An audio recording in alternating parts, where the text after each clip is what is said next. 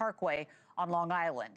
The 62-year-old architect was arrested back in July of 2023, and momentum is building for what this plea could mean. We're going to get into it now with Investigation Nation, and here now is retired NYPD Detective David Sarney and Michael Gould, founding member of the NYPD K-9 unit. Thank you both for joining us. Thank you for having me. All right, so this is a huge moment. I've been covering this case for over 10 years, and you both have been watching this investigation through the years for many more. When this news broke that he was changing his plea, according to reports in our sources, it was really a shock to a lot of people, but maybe, not entirely surprising with all that the Suffolk County DA has against him, with the DNA evidence, some hairs found on some of the victims, cell phone records, and more. I want to get your reactions to this plea. David, I'm going to start with you when you first heard about this.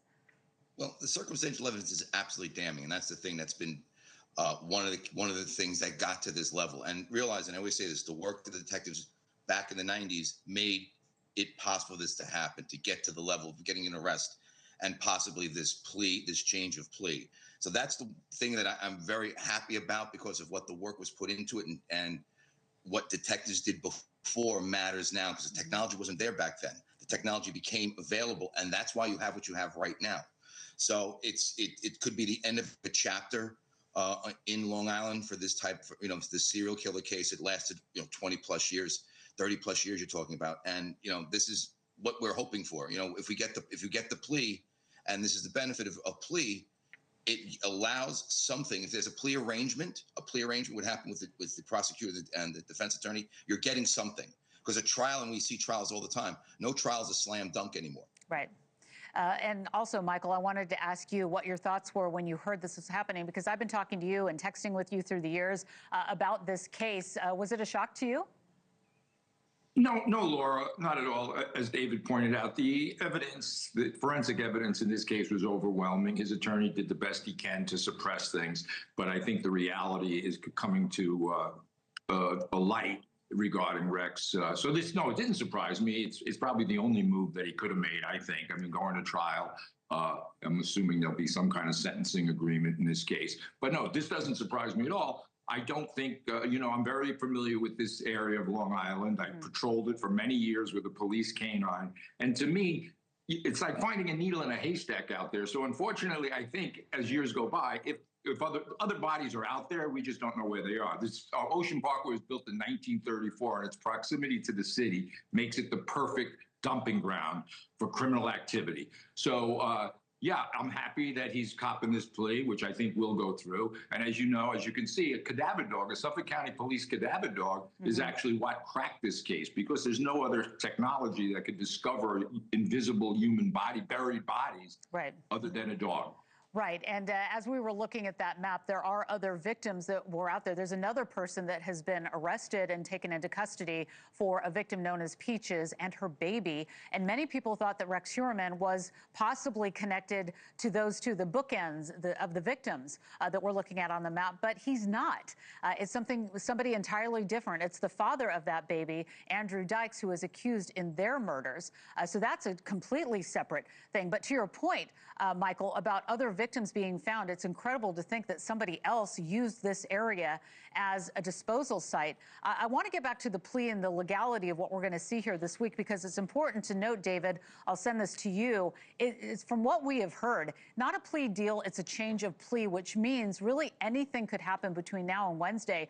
I've heard that, we got to wait until we get there. And I got to tell you guys, there are so many people that are coming to this court date. They're talking about opening up 2-3 courtrooms for overflow and a live feed, because so many people are coming to this. We're talking about 7 victims. We understand that victims' family members have been contacted to be there to witness this moment. I've been in court. The only time that he ever spoke was once, where he bellowed, that he was not guilty of these charges. David, do you think that even though we're hearing that he's going to change his plea to guilty, could he change his mind and just completely scrap the whole thing? Absolutely. This is why when we don't want to speculate as to if he's going to say yes, plead to this or not, plead guilty or not. The expectation is there. I don't think the Suffolk County District Attorney's Office has spoken out and saying this is a guarantee. Right. They were apparently the family was the one to somehow release this information, and then it came out about this possible plea. anything can happen between now and April 8th. That's the one thing we have to remember. He could change his mind at any given time. The judge may rescind that plea, may just still want to go to trial anyway. There could be something along the lines of the Suffolk County District Attorney's Office not accepting it. So that's why. Is there an agreement in place? We don't know. Is the plea an absolute going to happen on April 8th? That is up to the defense and defendant at this point. Right, and we've heard that this is going to be an allocution, that he's going to get, it's like a Q&A. David, can you speak to that really quickly of what that looks like? Yeah, an allocution is he's going to have to explain his actions. And as opposed to the Kornberger case where there was no allocution, he's going to have to actually, if he does take this, if he's pleading guilty, that he has to tell about each incident he was involved in. He's been accused and arrested for 7 different murders. He's going to have to allocute and explain why he did each of those murders. Wow, what an incredible moment this is going to be in court. I will be there for this, by the way, reporting for NewsNation. Michael, lastly to you, you and I have talked about the possibility of more victims, Gilgo Beach and other places. You, of course, working so closely with K-9 units. What happens if there are more remains found here or out of state after Heuermann pleads guilty? Is that something that's still being looked at? Well, I don't know if it's actively being looked at, but these things come by circumstances, right? This was only a very small portion of this Barrier Beach where these bodies were recovered. As you know, Laura, this goes 10 miles right up to Kennedy Airport, one of the most populated, well-lit areas of New York. So this is, again, Rex Heuermann lived 20 minutes from Gilgo Beach. He lived there. So it's an ideal dumping ground. Again, it's like finding a needle in a haystack. I don't think it's a question of if other bodies will be found, but of course it will be a question of when bodies will be found, because this is just the tip of the iceberg as far as I'm concerned. And I believe that firmly.